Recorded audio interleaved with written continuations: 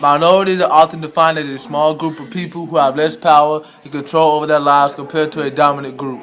Are you a minority? Do you have power? Have you ever been discriminated against because you're part of a small group? In the Progressive Era, minorities such as African Americans, Latinos, Native Americans, and Asians struggled with prejudice and discrimination from Caucasians. Immigrants faced Americanization. They were taught English and forced to stop their traditional customs. Whites thought that blacks were unimportant and not as intelligent as they are, but they proved them wrong. African Americans formed organizations to fight against some acts of discriminations. For instance, they had the NACW, which was the National Association of Colored Women in 1896, the Niagara Movement in 1905, the NAACP, that meant National Association for Advancement of Colored People, which was established in 1909, and the National Urban League in 1910. They did things such as nonviolent protest, unemployment agencies, and started events like the Harlem Renaissance.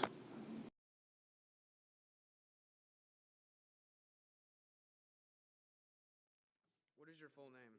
Zora Neale Hurston. What are your job titles? Well, I'm a novelist, anthropologist, and a folklorist. When were you born? I was born January 7, 1891 in Nosligo, Alabama. How was your childhood? I was the fifth of 8 children. I moved to Eatonville, Florida when I was a toddler. My mom died in 1904, and my pa remarried Matthew Moore in 1917. I moved to Baltimore, Maryland, and enrolled in a public high school. Even though I was 26, I made a little film and said I was 16 to get in high school. What was the book you wrote during the Progressive Era? The novel was called Their Eyes Were Watching God, What year did you write it in? about 1937. What are some historical events that went on while the book was written? Well, there was a Social Security Act, the Wagner Labor Act, the extending of the Neutrality Act, the economy entered a second depression, and Franklin Roosevelt was the president. In what way did you incorporate historical events into your personal life and experience into the novel? Well, I grew up in Eatonville, Florida, and the main character, Janie, moves there in the beginning of the novel with Jordy Sparks and returns there at the end of the novel. Also, in the time of the novel, colored were still trying to find a place in the world and make something of themselves, which also inspired my novel. I was in Haiti at the time when I wrote the book, actually. What impact did the Progressive Era have on you? Well, actually, the Progressive Era inspired me because with all the issues that went on during the time and my personal experience allowed to get into the state of mind to write my book. And the struggles of the black people and trying to be successful and important, it was trying to go out and to be the best you could be, and also how important social life and statues had to do with everything. What impact did you have on the Progressive Era?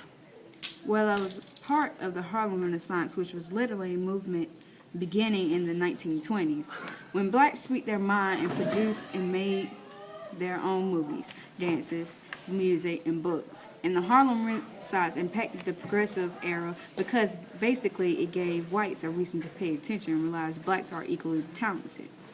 Are you proud of the outcome of your work? Yes, I am. I'm very proud of my work and the outcome, and I'm proud that one of my books, Their Eyes Were Watching God, became a movie. Other than African Americans, other races were fighting for their rights too. These races included Jews, Mexicans, Native Americans, and Asian Americans.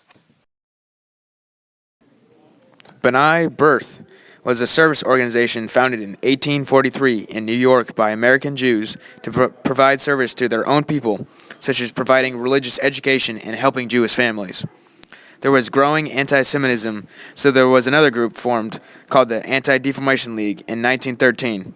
Its goal was to defend Jews and other races against physical and verbal attacks, false statements, and it secured justice and fair treatment to all citizens alike.